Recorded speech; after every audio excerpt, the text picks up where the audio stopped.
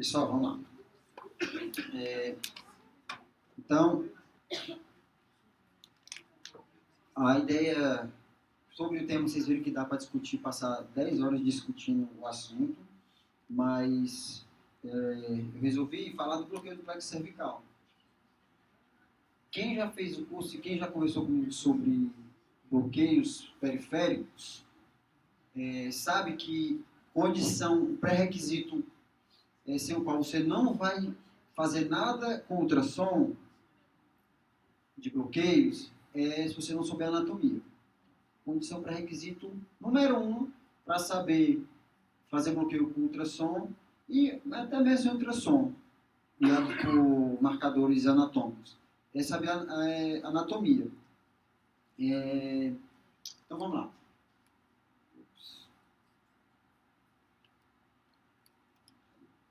Passando aqui mesmo. Deixa. Eu vou falar um pouquinho antes, então, rapidamente sobre a questão da decisão de fazer anestesia regional ou geral. Aqui é o estudo que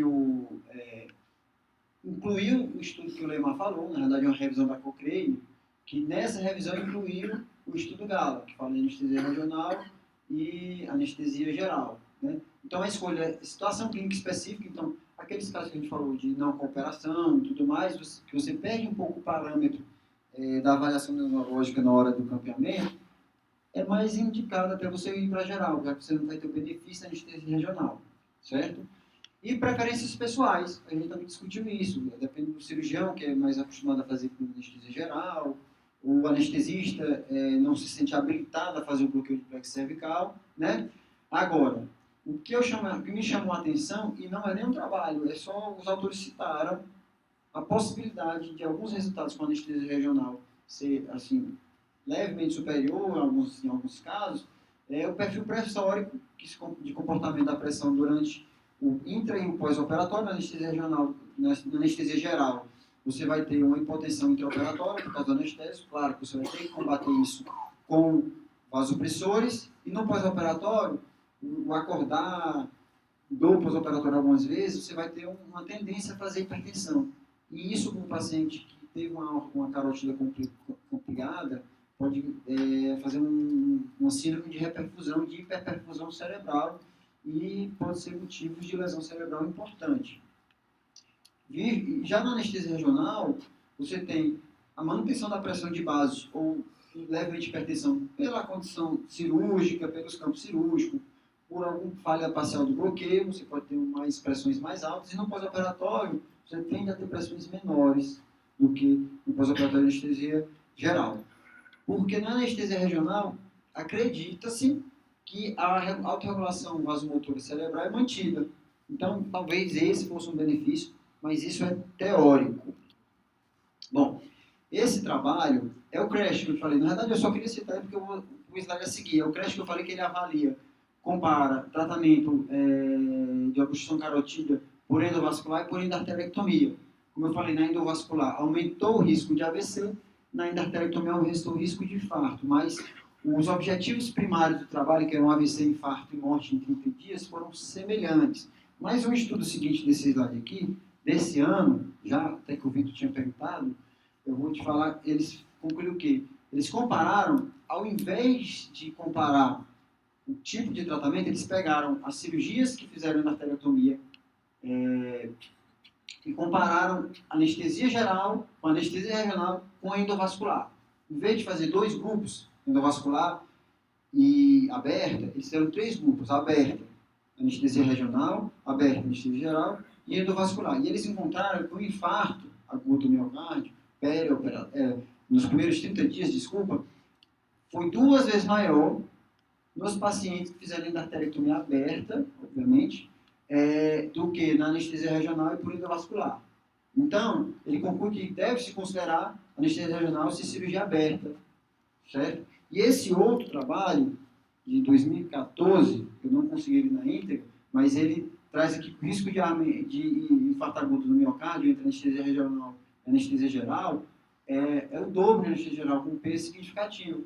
Então, considerar anestesia regional em pacientes de alto risco, de risco com IAM. O que era, às vezes, pensar ao contrário.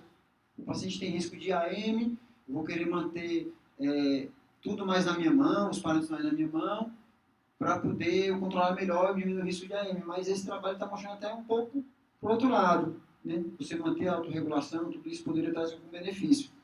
Não sei, mas isso é o que traz a literatura. E esse trabalho aqui, uma revisão, variações de prática na anestesia para endarterectomia de carótida, né? Ele fala que a anestesia regional, e aí já corroborando com o estudo anterior, era mais praticada em pacientes de estado físico mais alterado, 3 e 4. E outra coisa que estava relacionada à execução de anestesia regional era o Board Certification Status, que eu entendo que é o cara ter o board de anestesia regional lá nos Estados Unidos. Então, as pessoas que eram habilitadas a fazer, fazem mais. É meio óbvio, mas acaba que sendo isso o resultado do estudo, né? E aí, eu vou começar com o bloqueio sem ultrassom. Eu trouxe só três trabalhos pequenos, esses dois aqui, de 98 e 2000, que eles avaliaram resultados semelhantes entre o bloqueio superficial, que eu já estou falando só de anestesia regional, certo? Entre o bloqueio superficial e o bloqueio profundo. Em relação à satisfação do paciente, a condição cirúrgica, ou seja, já entrando na ideia de que se você não sabe fazer o profundo, ou se você não quer fazer o profundo, o superficial é suficiente, ou pelo menos é parecido com o resultado com o bloqueio profundo. E o superficial é bastante fácil, a gente vai falar sobre ele também. Essa outra revisão, desculpa, ele ficou um pouquinho desconfigurado, porque eu mudei o computador. Ele comparou bloqueio combinado e profundo com bloqueio superficial com bloqueio intermediário. A gente vai falar o que é esse bloqueio intermediário. Vocês devem ter lido alguma coisa de bloqueio intermediário e devem ter ficado confusos, se não tiveram tempo de ir atrás, do que é esse bloqueio intermediário. A gente vai explicar tudo. O que ele achou que o bloqueio profundo trazia 2 vezes mais o risco de complicações importantes. Certo? Nesses casos aqui, não foi obrigatoriamente usado o ultrassom. Certo? Só para ficar bem claro. Então, o bloqueio profundo trazendo mais complicações importantes. E esse trabalho é o que ele fala do bloqueio intermediário. Eu trouxe ele porque esse autor traz essa técnica, e é uma técnica extremamente fácil. Ele pega injeção abaixo da face superficial, que vai falar do que é o bloqueio intermediário, mas ele pega, na prática, ponto médio da borda posterior do esternocleidomastoide, ou seja, média aqui entre a mastoide e a clavícula, ponto médio da borda posterior, pega uma agulha de 15 milímetros, 13 por 4,5, certo? Assim, não serve para pacientes obesos, ele fala muito. Você injeta o anestésico ali, 20 ml ali, pontual, profundo, sem fazer leque subcutâneo. Esse seria o bloqueio intermediário. E olha só, complementação toque de 32, que é uma complementação baixa, que assim, a gente pode até pensar que não, mas dentro da literatura não é tão alto, e uma conversão para anestesia geral de 1%. Certo? Se eu não me engano, eu não estou agora, me faltou o N desse trabalho. Certo? Bom, aí, comparação de bloqueio intermediário, a gente vai falar o que é esse bloqueio intermediário, e bloqueio subcutâneo do bloqueio carotídeo, bloqueio sem ultrassonografia, né? Um trabalho de 2011, semelhante nos grupos. Então, você pode fazer as duas técnicas, intermediário e o superficial, que também traz resultados semelhantes. Então, em relação às técnicas com ultrassom, essas técnicas, eu falei para vocês, todas não abordaram, esses trabalhos não tinham ultrassom na técnica. E quais seriam as técnicas possíveis com ultrassom? Eu vou falar de anatomia, tá bom? E um pouquinho de tentar ficar acordado, certo? Aqui eu tenho uma foto mais baixa um pouquinho, C6, C7, T1, T2, certo? Aqui o plexo braquial, certo? Aqui a artéria vertebral. Olha o detalhe aqui, a artéria vertebral, ela entra em uma porcentagem alta de pacientes, eu não lembro o número exato, entra no forame do processo transverso em C6, e ela continua nesse forame até C2. A gente vai ver fotos disso tudo. Tentem ficar acordados para poder ver isso tudo, tá bom? Então aqui é C6. Olha só o detalhe aqui, que C6 tem essa pontinha de osso. E C7 não tem essa pontinha de osso, certo? Qual é a diferença, então, como é que eu vou detectar no ultrassom que nível de vértebra eu estou? Eu tenho aqui uma amostra de vértebra C4, à esquerda, certo? E no meio aqui do slide eu tenho um C7. Prestem atenção nesse detalhe daquele ossinho que eu mostrei para vocês no slide anterior. Esse ossinho aqui é o tubérculo anterior, certo? Que em C7 não tem. E eu mostrei no caso clínico justamente esse tubérculo anterior, naquela fotinha, certo? Que era uma foto de livro, por incrível que pareça. Aqui nessa foto à direita, mais uma vez, eu tenho aqui, ó, C7 sem o tubérculo anterior, C6 para cima tudo com o tubérculo anterior. E o tubérculo C6 é um pouquinho maior, mais sobressalente. E ele é justamente aquela que a gente usa para esse tubérculo anterior, que eu não me arrisco a dizer o nome, certo? A aula está sendo gravada, então eu não me arrisco a dizer o nome. É o que você faz o bloqueio do glândula esteroide. Você palpa ele e injeta anestésico no osso, tá bom? Aqui é uma foto de ultrassom.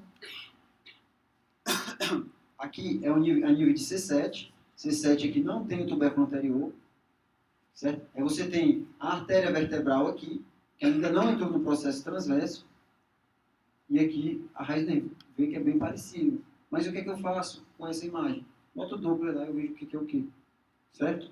E aqui eu tenho uma imagem radiológica de tomografia de C7 também não apresentando um tubérculo anterior. Olha só a partir de C6. O que acontece? Forcem aí um pouco a imaginação e vejam como tem alguma semelhança com o do caso, certo? Então aqui você tem o tubérculo anterior, tubérculo posterior, aqui a artéria e aqui o nervo. Se você faz uma varredura caudal, essa bolinha aqui vai saindo e se distanciando da vértebra. E aí você tem certeza que é o nervo. Se você não tiver certeza que é o nervo, você joga o dupla. Também dá para fazer. E aqui você tem uma imagem radiológica. Ao final da aula, a gente pode, alguém vem aqui na frente, a gente, vou tentar ligar a ultrassom no retroprojetor, e a gente tenta ver essas imagens, certo? Ao vivo, tá bom? Isso, você lembra, Luísa, que eu mostrei? Né? Deu para ver bem no paciente. Aqui, mais uma vez, só detalhes da anatomia, aqui é C7, também não tem o tubérculo anterior. Deixa eu ver. Ó, essa outra imagem, mais uma vez, eu vou mostrar várias imagens. Aqui C7, sem o tubérculo anterior. A partir de C6 tem tubérculo anterior e C6 é o mais proeminente. Aí eu queria mostrar isso aqui, ó. A artéria vem por fora e a partir de C6, na grande maioria dos pacientes, entra no processo lateral, no forame do processo lateral. E é por aqui que passa a artéria vertebral até C2. Em C2 ela faz um loopzinho, certo? Que é por você identificar C2. Saindo das vértebras, passando para a musculatura. É cansativo, pessoal, mas tentem prestar atenção, porque isso aqui ganha um tempo doido em casa, certo? Aqui você tem a imagem do pescoço completo. Então aqui você tem o escaleno anterior, o escaleno médio. Eu vou mostrar aqui na setinha, o melhor.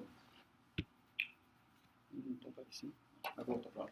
Bom, então tem o escaleno anterior e o médio, e aqui tem o músculo longo da cabeça, certo? E o plexo braquial passa entre o escaleno médio e o anterior, vocês já sabem, cansaram de saber.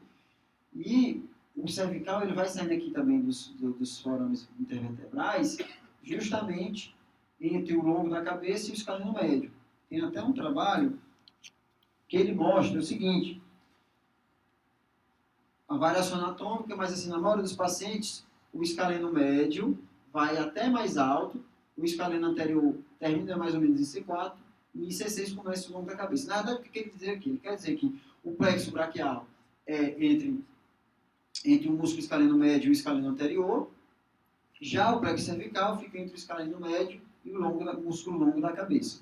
Então, basicamente é isso que ele quer dizer mais. Então, o plexo cervical só entre o músculo da cabeça e o escaleno médio, sob a fáscia pré-vertebral. Isso aqui é importante, sob a fáscia pré-vertebral. Ele cita também que o tronco simpático cervical fica na superfície anteromedial do músculo da cabeça, ou seja, bem aqui, né, por aqui ele fica próximo aos corpos vertebrais, sob a fáscia pré-vertebral. Eu estou batendo nessa face vertebral porque é uma coisa importante para a gente entender o que é bloqueio superficial, intermediário e profundo. Mais imagens. Clavícula, certo? Escaleno anterior, escaleno médio, plexo braquial em azul e o músculo longo da cabeça em verde, certo? E o plexo cervical aqui vermelho, certo? Embaixo, só de lado agora, né? Músculo da clavícula, Fáscia pré-vertebral e aqui aquela estrutura que eu falei, o escaleno médio, escaleno anterior, longo da cabeça e aqui o plexo cervical em vermelho mais uma vez. Tá bom? Em corte transversal. É cansativo, mas vamos lá. Aqui eu tenho um corte transversal nível de C4, certo? Que você tem predominância aqui do músculo na cabeça, o escaleno médio ainda aqui e o plexo cervical saindo aqui. Ó. Olha só essa imagem que sai aqui do espaço entre o escaleno médio e o longo da cabeça, passa por trás do esternocleidomastoide e vem aqui superficial. Por isso que tem a técnica superficial que eu injeto anestésico no subcutâneo aqui nessa região. Certo? Esse é o detalhe anatômico. Aqui embaixo vocês têm também mais esses dados anatômicos. Mais uma vez, vou ficar rebatendo. E esse autor, esse não é um trabalho clínico. Ele é um trabalho de revisão de anatomia, fala as bases anatômicas do bloqueio do reflexo cervical profundo. E ele sugere que o bloqueio cervical profundo seja feito justamente com injeção dentro, no corpo, no ventre do músculo lombo da cabeça. Semelhante ao que a gente faz no compartimento pessoas, que a gente já dentro do músculo de pessoas. Certo? Essa é a sugestão dele. Esse trabalho é de 2010. Certo? Só que vem um autor. Cadê? Vem um autor, desculpa, francês, chamado Olivier Choquet, e ele critica muito esse trabalho, porque ele fala que a injeção intramuscular pode levar a lesão muscular e dor crônica e etc. E ele sugere que a injeção seja feita no espaço cervical posterior. Muitos dados anatômicos novos. Aí eu fui atrás do que era esse espaço cervical posterior, porque eu não sabia o que era esse espaço cervical posterior. Então, voltando lá para... Então, esse autor sugere a injeção no músculo na cabeça, e houve essa crítica desse autor francês, Olivier Choquet, ele sugere a injeção do anestésico no espaço cervical posterior. O que seria, então, esse espaço cervical posterior? Vamos lá, então, a diferenciação. Em 2004, esse autor fez um edital falando da nomenclatura correta do bloqueio de plexo superficial. E é essa parte que eu quero que vocês prestem bem atenção para vocês entenderem as diferenças em cada bloqueio. Certo? Vamos lá mais uma vez. O bloqueio superficial, todo mundo já sabe, injeção subcutânea no bordo posterior do esternocleidomastoide, ponto final, simples, qualquer pessoa é capaz de fazer. O bloqueio intermediário seria abaixo da face superficial. Em inglês, essa face chama-se investing fascia. Eu não sei qual seria a tradução exata. Eu chamo de face superficial ou face de revestimento. E que face seria essa? Essa em vermelho, que ela engloba esternocleidomastóide, certo? Passa a lateral e vai até o trapézio. Certo? Então, se eu injetar anestésico acima dessa face, eu estou fazendo um bloqueio cervical superficial. Se eu injetar abaixo dessa face, eu vou estar fazendo um bloqueio cervical intermediário. Por que tem essa divisão intermediária? Porque teve um autor, que é um dos caras que mais publica, um tal de Pandit, eu vi muito trabalho dele, e ele fez um trabalho em cadáveres sobre dispersão de corante.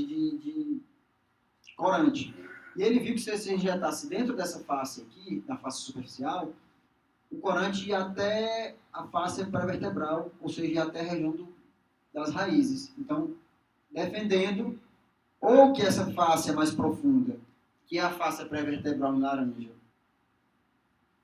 Certo? Não existia, ou que se existia, ela era permeável. Certo? Então, resumindo, bloqueio superficial acima da face superficial, bloqueio intermediário abaixo da face superficial, ou seja, abaixo do esternocleidomastoide. Aí aquela técnica que eu falei que era super simples, com a agulha de 15 milímetros, que o cara simplesmente pega na borda posterior do esternocleidomastoide e perpendicular, injeta ali 20 ml, seria o bloqueio intermediário às cegas, é justamente isso, ele injeta abaixo da face superficial. E teria um resultado bom, né, com 30% e poucos por cento de complementação intraoperatória de anestésico.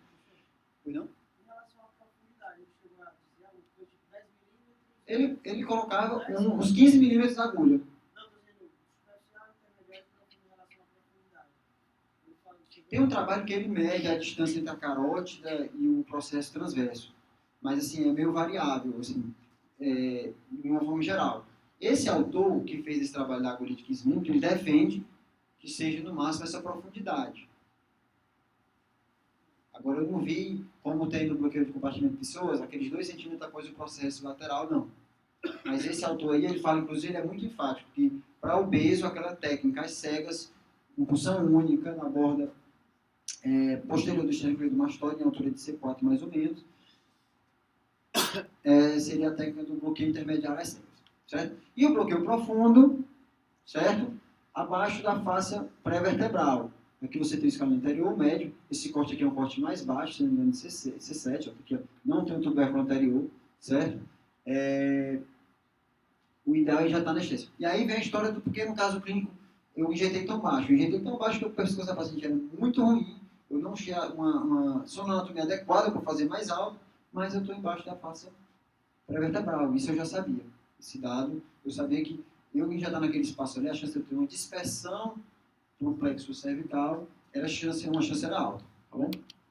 Aqui, mais uma vez, eu tenho uma divisão das faces, então só revisando face superficial ou de revestimento e a face pré-vertebral. Se eu injeto, dependendo de onde está, eu vou ter um bloqueio superficial, intermediário profundo aqui, a imagenzinha da agulha, certo? Temos o bloqueio superficial, o bloqueio intermediário e o bloqueio profundo nas suas determinadas profundidades. Aqui mais uma imagem desse espaço. E aí você tem, então, lembra que eu falei agora das faces? Eu lembro que eu falei que o autor, aquele Olivier Chouquet, ele defende que o bloqueio seja feito com injeção de anestésico no espaço cervical posterior, que foi um outro dado anatômico que eu tive que pesquisar. E o que seria esse espaço cervical posterior? Essa região aqui, em azul esverdeado aqui, na figura da esquerda, e essa região roxa aqui, na figura da direita.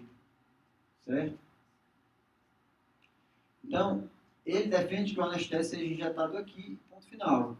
E é por aqui que o plexo caminha para a borda posterior do esternocleidomastoide. Então, acaba se tornando uma técnica extremamente simples. E com ultrassom fica mais simples ainda. Tá bom? Então, esse autor francês... Aqui é a imagem do trabalho da dispersão. Lembra que eu falei do autor que defende que o anestésico é injetado no músculo da cabeça? Essa imagem. Aí ele mostra essa imagem, a dispersão do anestésico dentro do corpo do músculo longo da cabeça, e o autor francês lá defende que não seja feito dessa forma, pelo risco de toxicidade do anestésico local ao músculo, né? E ele defende que seja feito no espaço cervical posterior, que é o espaço que eu mostrei para vocês. Então eu trouxe... Só um segundinho, pessoal. Então eu trouxe os 3 trabalhos principais que eu achei, assim, que eu achei mais interessantes para vocês entenderem como funciona. Né? Esse primeiro, anestesia local regional guiada por ultrassom da esterectomia carótida, um estudo prospectivo observacional, combinação de ultrassom, bloqueio guiado por ultrassom perivascular, e aí tem um outro dado, que a gente falou aqui do injeção do anestésico no espaço cervical posterior, e ainda tem mais uma técnica que ajuda ainda mais ao bloqueio ficar adequado, que é a injeção perivascular junto com o bloqueio intermediário. E mais uma vez, esse autor aqui fazendo o bloqueio intermediário junto com o bloqueio do envolto carotídeo, outra palavra. O espaço carotídeo, mas não é o bainha carotídeo, o nome importante. Então, tá aqui. Né? Então, esse autor defende, fez um trabalho prospectivo, que ele já estava anestésico na bainha carotídea, na altura da bifurcação, ele ia lá, a bifurcação, na grande maioria dos pacientes, acontece ao nível de C4, certo? E entrando pela borda lateral do esternocleidomastoide e injeção no espaço cervical posterior, que vocês já viram. Então, ele ia com a agulha até a carótida, na bifurcação, injetava na bainha carotídea o anestésico, na retirada da agulha passava pelo espaço cervical posterior e fazia o anestésico, e ele também associou a incisão, no local da incisão. Então, como é que seria a técnica dele? Injetou o anestésico aqui, Na verdade, as fotos até estão invertidas. Você vê que é figura 1 e figura 2, tá? A primeira ele injeta no espaço carotídeo, na bainha carotídea. Ideal é que esteja na altura da bifurcação para estar em C4, pelo menos. Quando ele vai retirando a agulha, ele injeta o anestésico no espaço cervical posterior. Tá bom? Alguns dados novos anatômicos, que até são novos para mim também. Ele precisou de complementação em 47% dos casos, certo? Parece uma coisa muito alta, mas olha a quantidade de anestésico, 2 ml em média. Não chega a ser um absurdo essa complementação. Já esse trabalho, né? Ele defende essa injeção de anestésico na bainha carotídea justamente porque a carótida, aí os últimos revisões que eu estava lendo, já nos 47 do tempo, ele fala justamente isso, que existe a possibilidade de vir inervação do glossofaríngeo, principalmente na parte mais posterior. Então, como é que eu vou bloquear o glossofaríngeo? Se é um nervo craniano. Né? Então, aí eles falam que justamente a ideia de bloquear essa bainha carotídea é por você pegar esses nervos que vêm fora do plexo cervical. Tá bom? Então, a bainha carotídea, esse autor fala que pode ser nervado em conjunto pelo plexo cervical, obviamente, pelo nervo vago e pelo nervo glossofaríngeo. E aí a ideia de se bloquear é fazer uma anestesia local da carótida. Então, como é que a técnica ele usou? Cabeça lateralizada a 30 graus, né? Ele sempre, toda vez que você for fazer um bloqueio de ultrassom, toda vez escaneie antes. Quando você bota a luva, bota todo aquele paramentado estéreo, você tem mais dificuldade de você... Então, você faz um escaneamento antes das estruturas do paciente, você tem uma chance maior de já se familiarizar com aquela anatomia, e quando você vai com a luva, com material estéreo, você tem, às vezes perde um pouco de qualidade de imagem, você já sabe mais ou menos, não fica preocupado em relação a não achar determinadas estruturas anatômicas. Então, antes do ultrassom, avaliar a altura da cricóide, clavícula, esternocleidomastoide, processos transversos C2 a C6. Usando o ultrassom, você vai fazer um escaneamento caudal e lateral da laringe com ponto transversal, para ver a estrutura de músculo esternocleidomastoide, escaleno anterior e médio. Vai identificar C7. C7 não tem o tubérculo anterior, né? Já localizar a artéria carotídea e veia jugular e fazer um escaneamento craniano até a bifurcação da carótida. Então, são dois dados importantes. C7 não tem o tubérculo anterior, a partir de C6 existe o tubérculo anterior, e outro dado importante é que a bifurcação da carótida, via de regra, é em C4. São dois marcos anatômicos importantes para você ter noção de que posição você está. E aí esse trabalho, que você tinha falado antes, ele avaliou justamente a distância entre a pele, a artéria carotídea interna e a coluna. Mas assim, não trouxe grandes, você está com ultrassom, não trouxe grandes alterações de conduta. Bom, então ele faz essa técnica que está aqui, então acha aqui o processo transverso, acha que é a raiz do nervo, também ruim, mas que é a raiz do nervo, que é a artéria carotídea, e é dessa forma que ele faz o bloqueio da imagem esquerda.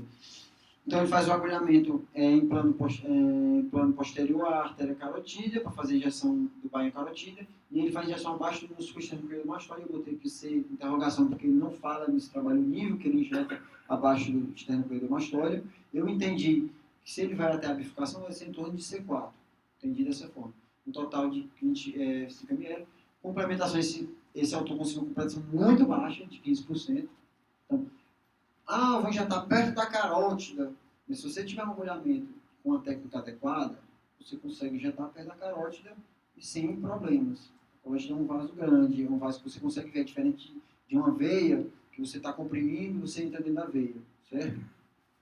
E a complementação foi de 2 a 6 ml. Aqui a técnica que ele usou, eu tenho aqui a bifurcação da carótida, certo? Desculpa. Isso mesmo, a bifurcação da carótida externa e carótida interna. Eu tenho aqui o processo transverso, certo? E aqui eu acho que na próxima vou ter a agulha. Aqui já anestésico local, pronto. Ele injetou aqui. Aqui a anestésico local, ele deve ter injetado um pouco de ar, não é o processo lateral, o processo transverso está mais para baixo, certo? E aqui o anestésico local abaixo do esternocleidomastoide. Perde muito em qualidade da imagem.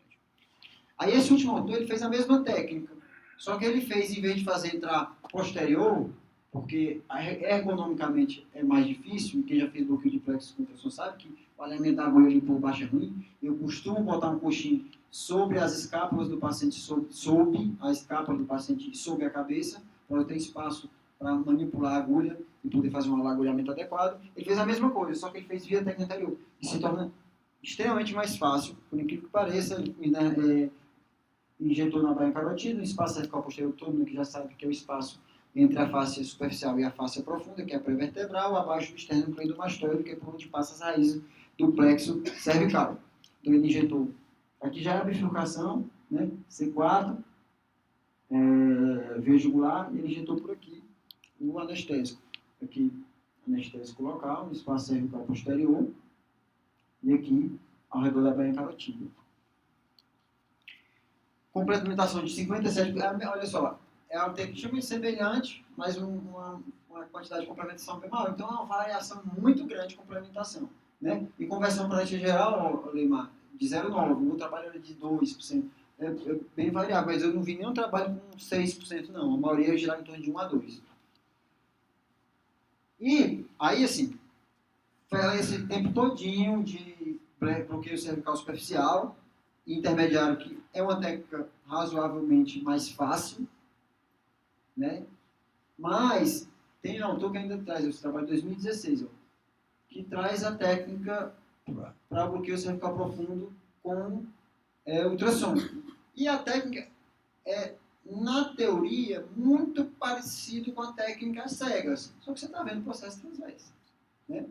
Diferença pequena, mas acendendo a luz, como diz um amigo meu, que o ultrassom acende a luz, né? Você não vai mais a cega. Então, você palpa o tubérculo de C6, certo? Vou falar o nome mais uma vez. Faz o escaneamento da mastoide, vê o loop arterial, que denota C2, o loop arterial da artéria vertebral é entre C1 e C2, a gente vai ver a imagem aqui. Deixa eu ver aqui a imagem do loop arterial. Então, o loop arterial aqui, ó, na arteriografia, e aqui na dissecção anatômica. Então você tem C2, o nervo saindo aqui, ó, raiz de C, raiz de C3, raiz de C4, certo? Lembrar que o nervo sai acima da vértebra, nas cervicais. Então aqui você tem raiz de C3, raiz de C4, raiz de C2 aqui, a loop da artéria vertebral. Bom, então você vai escanear da mastoide até o loop e verificar onde é o C2, né? Usar o Doppler se necessário, identificação dos processos transversos C3, C4, C5, injeção de 5 ml em cada processo transverso. Tá bom? Esse aqui é o loop. Que vocês viram que o trabalho que eu estou falando agora de bloqueio superficial, ele compara o bloqueio profundo e superficial, combinado com ultrassom, né? E o intermediário. Esse autor ele fez o profundo com essa técnica, né? Injeção em cada processo transverso, e o superficial na bifurcação da bainha carotídea, ele injetou na bainha carotídea, no espaço cervical posterior e na incisão. Então, assim, o bloqueio, se você quer fazer um bloqueio intermediário, ele já está mais ou menos bem redondinho do ponto de vista de técnica, né? Você vai injetar ao redor da bainha carotídea, se possível perto da bifurcação, e no espaço cervical posterior, e a maioria dos autores sugerem uma complementação na incisão. Tá ruim a imagem, mas dá para ver. Então, o volume de suplementação foi menor no bloqueio profundo, no bloqueio combinado, né? Complementação de 3 para 7 e 8, mas com um P significativo. E o número de pacientes necessário para diminuir a quantidade, o número de pacientes que necessitaram de complemento foi de 35% no caso do anestesia combinada e 54% no bloqueio intermediário, com um P também significativo. Eu só quero chamar a atenção aqui que o bloqueio profundo não está descartado da técnica anestésica, certo? Ele pode trazer um benefício. Inclusive, nesse trabalho que comparou guiado por ultrassom, bloqueio combinado com intermediário, ele trouxe um índice de satisfação do paciente e de escala analgésica, de dor, aliás, escala de dor, melhor no grupo do bloqueio profundo. Certo? Bom, então, só para concluir, os riscos. Esse autor defende, inclusive o BJ que fala dessa revisão, que foi citado pela mesa na discussão, ele fala o seguinte, que seria imprudente abandonar o bloqueio cervical profundo sem a evidência formal de risco aumentado. Não sei o que seria com ultrassom, porque sem ultrassom já tem algumas evidências razoáveis, certo? Então, ele sugere que não seja uma técnica abandonada, que tem que ser melhor avaliada, principalmente com ultrassom de ultrassom. Porém, quem for fazer anestesia vai ter que avaliar a habilidade e a familiaridade com o bloqueio. Ora, eu nunca fiz um bloqueio cervical. O cirurgião quer que faça anestesia regional porque ele quer avaliar. Eu vou fazer um bloqueio cervical profundo sem nunca ter feito, sem nunca ter visto. Faz um bloqueio intermediário ou superficial. Se você tiver com ultrassom, enfia o trabalho em carotídea e está resolvido. Se você tiver habilidade, expertise para fazer o bloqueio cervical profundo, você pode fazer ainda, não é uma técnica contraindicada. Certo?